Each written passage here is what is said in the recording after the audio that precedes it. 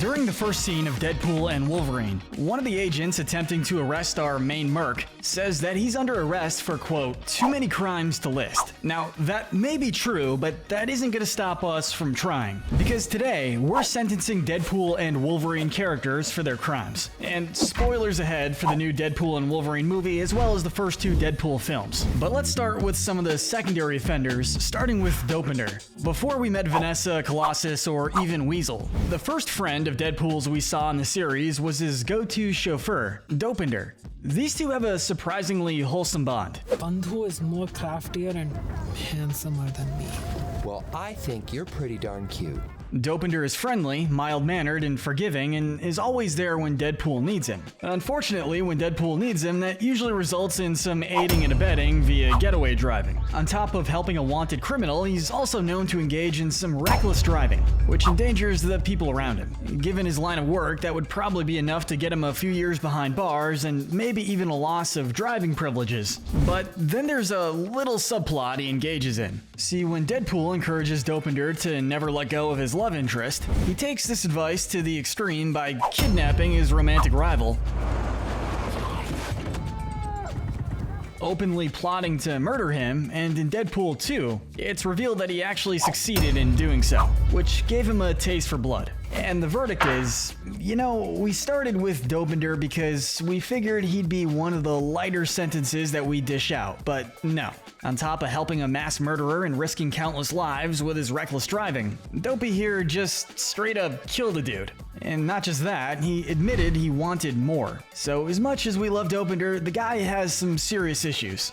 We're gonna have to sentence him to 20 years in prison with mandatory psychiatric care. Next, we have another of Deadpool's supporting character buddies, Weasel. Now, there's good news and bad news. The bad news is that he's not gonna be able to weasel his way out of this one. The good news is that the crimes this guy's committed are surprisingly tame compared to Dopinder's, which is crazy considering how much more access he has to various criminals on a daily basis. Still, he's definitely got his fair share of shady deeds, mainly aiding and abetting a lot of Deadpool's missions. While he usually tries to steer clear of his friend's dirty work, Weasel is always ready and willing to provide information to Deadpool, not to mention his other criminal regulars. No. On that note, we also have to tack on a charge of illegal gambling. Underground gambling is basically a crime by default, but since Weasel has no qualms with gambling on which of his criminal buddies will die next, yeah, he's still breathing. we just can't bend the rules for him this time. Our verdict, Weasel has an upper hand against most of the others on this list for the sheer fact that while he is a criminal, he isn't a violent one. He's also been shown to be cooperative when pressured, as seen when Cable threatened to torture him for information, which ended up being unnecessary since he folded like freshly cleaned laundry. He was torturing me, but all I told him was everything he wanted to know. He'd definitely be smart enough to work out some kind of plea deal, so we'll give Weasel a relatively light sentence of 3 years in prison and a $1,000 fine. Okay, enough proverbial foreplay, it's time to sentence the star of the show, Deadpool. Okay, so let's just get right into the good stuff. Deadpool has committed mass murder in all 3 movies so far. In the very first scene of the first movie, he kills multiple of Francis's henchmen, which probably wouldn't earn him too harsh of a sentence, since they were all likely wanted men themselves. And Deadpool had some pretty valid reason to believe they were gonna kill him if he didn't do the deed first. I've never said this, but don't swallow. What's more, considering what Francis and his goons did to him, we can't exactly blame him for going after him. That is to say that while Deadpool has killed a lot of people, they weren't just innocent bystanders, which we have to highlight just to make it clear why he's not getting 89 life sentences right off the bat. But worry not, that doesn't take away from the sheer volume of crimes we have to discuss. There's reckless driving, bounty hunting, terrorism, breaking and entering. Oh, and these are all just in the first half of the first movie, by the way. If you count the Once Upon a Deadpool variant of the sequel, he also breaks into Fred Savage's house and reads to him. And he also ties him up, so that probably counts as kidnapping as well. Later in the same movie, he also steals a motorbike and flees what he thought was a quintuple homicide, after all the X-Force members were mutilated. But thankfully, he was mistaken, so we only have to sentence him for fleeing a quadruple homicide. Finally, as for the latest movie, Deadpool defiles Wolverine's grave, then proceeds to kill several TVA agents in self-defense. But he was committing a crime, so we have to add a charge of resisting arrest to his record at the very least. Finally, he destroys property, which really isn't even something you'd notice once you're around him for more than 5 minutes, but this time around, I'm referring specifically to his bloody battle with Wolverine in Nicepool's car. I get that you weren't a fan, but at least spill your frenemy's blood outside of another guy's car. And then there's the various counts of sexual harassment. That's Stalker in the first movie, Colossus in the second. It's never malicious, but you should probably have a little talk about personal space. Why is your hand so tiny again? That's not my hand. Oh, Mary, Mother, Joseph! That was nice for me. As for our verdict, Deadpool has by far the longest list of individual crimes in our video today. And you would think that that would result in him undeniably having life in prison, but since Deadpool can't die, I feel like that would be overly cruel. But for the volume of crimes, some punishment needs to be doled out. But there's also some due lenience, given his friendship with heroic figures like Colossus, NTW, and Wolverine. Get the off of me. Almost done. Almost done what? And the fact that he literally saved the universe from imploding on itself in the third movie. I think we've got the perfect solution. To repay his debt to society, we sentenced Deadpool to 100 years of Avengers service. It's what he wanted to do with his life anyway, and saving people for a century is a good way to make up for all the destruction he's caused. But for every surface level bad guy with a heart of gold, or at least like bronze, there's a guy whose evil goes straight to the core. In Deadpool's world, one such guy is Francis. Franny here might not have quite as long a list of crimes as Deadpool, but he makes up for it with the old quality over quantity rule. His two most blatant crimes are torture and unlawful experimentation. As the head of the workshop, he takes great pleasure in bringing his subjects to the brink of death in the hopes of bringing out a mutant transformation. And if they don't end up becoming mutants, they just die. Because I want to. Given how nonchalant Francis is about this whole system, it's safe to assume he has plenty of murder charges under his belt. Finally, you might wonder why he even does all this anyway. Does he just really like torturing people? Is he a sadistic psychopath? Both of these are true, but there is one important reason: slavery. He mutates these people with the full intent of selling them off as slaves. So that's basically a combination of human trafficking and slavery. For our verdict, it's safe to say that Francis is absolutely never gonna see the light of day again. Good on Deadpool for resisting the urge to kill him, but we're sentencing Francis to what we jokingly said we might sentence Deadpool to: 89 life sentences. But because we're all about compassion here, we're gonna give him the possibility of parole after only 88 life sentences. You're welcome, Francis.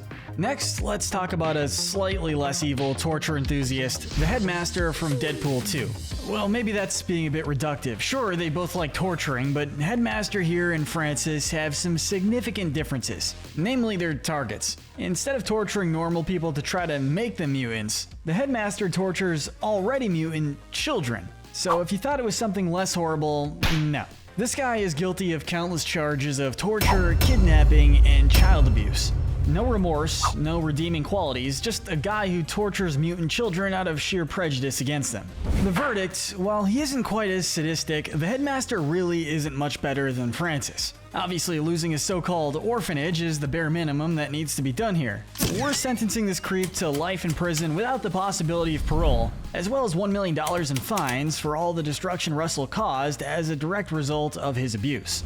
Moving from an offender to one of his victims, we now have Russell, but you might know him as Fire Fist, the kid who's a supervillain in an alternate universe. Obviously, we can't sentence him for something he literally hasn't done, so we'll just focus on what he did on Deadpool's little version of Earth. His main crimes were destruction of property and terrorism. He takes Deadpool's advice and allies himself with Juggernaut, the strongest guy in his prison. We're a team. We're like thugs, we're like gangsters.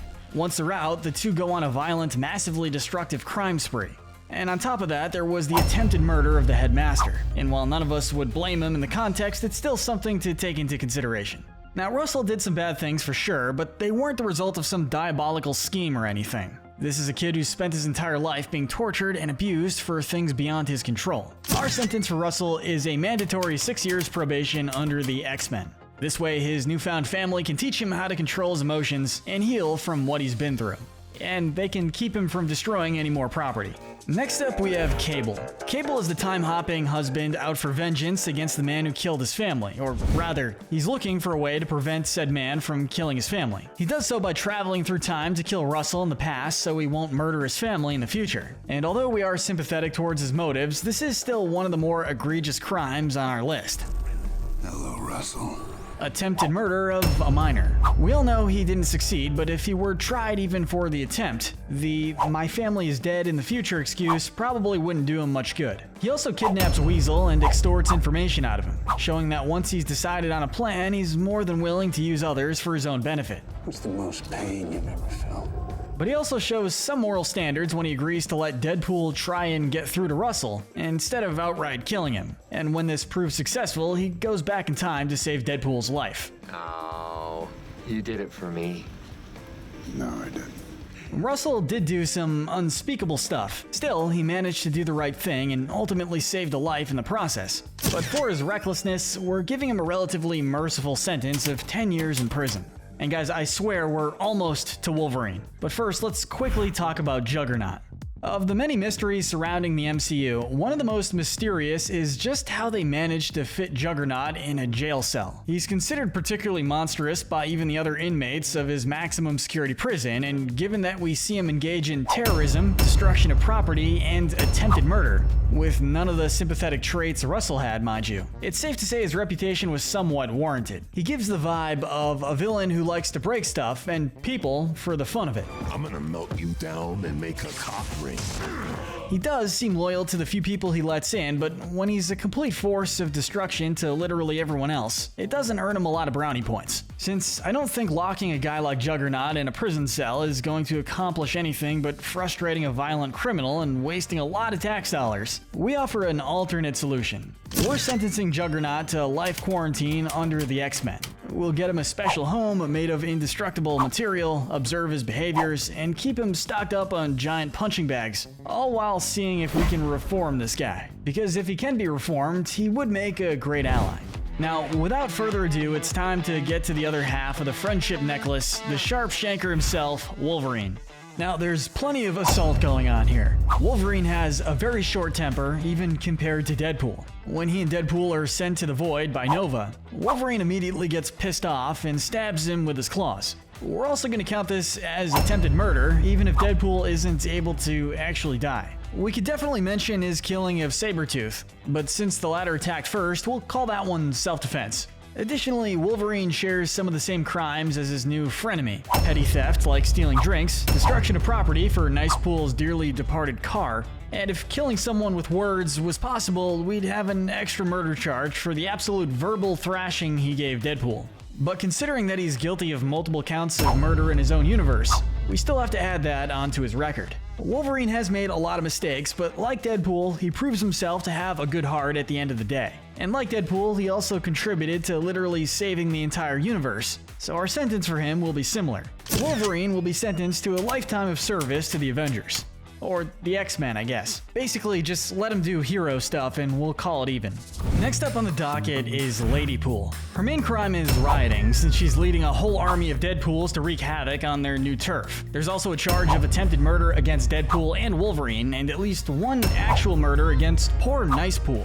That said, I still wouldn't say these guys are fully evil. Maybe bad, sure. But they were kind enough to stop shooting when they saw a dog pool, which says a lot about their character. For the verdict, honestly, what are we even gonna do? Even if we were to sentence Ladypool, you just know the rest of the Deadpool multiverse army would blow the courtroom up or seduce it or something. So our sentence for Ladypool is going to be simply returning home, led by Peter Pool, who is revered by all Deadpools and all audience members. But nearing the end, it's time to talk about one of the new movie's main villains, Paradox. This underhanded middleman of the TVA has been dimension hopping to prune every timeline he deems beyond saving. Walk with me. As if this weren't bad enough, given that it's an attempt of mass murder on a global scale. He's also doing this without the government's knowledge or permission. As such, this qualifies as both unlawful experimentation and high treason. Oh, and yeah, let's not forget all the people he trapped in the void, which we'll count as false imprisonment. Our sentence for Paradox is life in maximum security prison, and a lifetime of helping to restore every issue he's caused. The only light he'll be seeing is the light of whatever computer will help him get those alternate universe Deadpools back home. And we finally reached our final two characters, and we're gonna start with the henchman of the two, Pyro. Acting as Cassandra Nova's right-hand enforcer, it goes without saying that he's guilty of aiding and abetting her in everything she did. He's also guilty of kidnapping countless people and multiple accounts of attempted murder and assault with a deadly weapon, shown in the later half of the film when he betrayed and nearly killed Nova. But there is one trait of his that we have to take into account: duress. By Pyro's own admission, not an exact quote, the people who get stuck in the void end up either dying or serving Nova. As such, he's likely just trying to survive the best he knows how. With that said, we have to crack down pretty hard on Pyro, and we're sentencing him to 20 years in prison. Now for the grand finale, we have the diabolical Cassandra Nova. And I'll be the first to say that Nova's heart is nowhere near as evil as Francis's. That said, her criminal record is really bad. Terrorism and slavery are both unspeakably horrible things, but they're genuinely the least egregious of Nova's crimes. We see her murder Johnny after not being insulted, but being told she was insulted by him, showing it won't take much to make this psychopath snap. Given the nature of her powers, she's also able to manipulate the thoughts and memories of others, which qualifies as mass brainwashing and psychological torture. We're even going to tack on a charge of extortion, since if Pyro's description was any indication, her followers' loyalty is all thanks to how terrified they are of her. Though like Pyro, we have to give a bit of consideration to Nova's psychological state. She's been stuck in the void for ages, and it likely contributed to her deteriorating mental state. Thankfully, she's finally able to escape, upon which the literal first thing she does is attempted universal destruction. Actually, it was attempted multiversal destruction, achieved by the hijacking of government property. And we feel a little sorry to say, but we're gonna have to sentence Nova to the death penalty. This might seem a bit cruel since she does have her sympathetic qualities, but well, let's face it, she's the most unpredictable, ruthless villain in the series so far.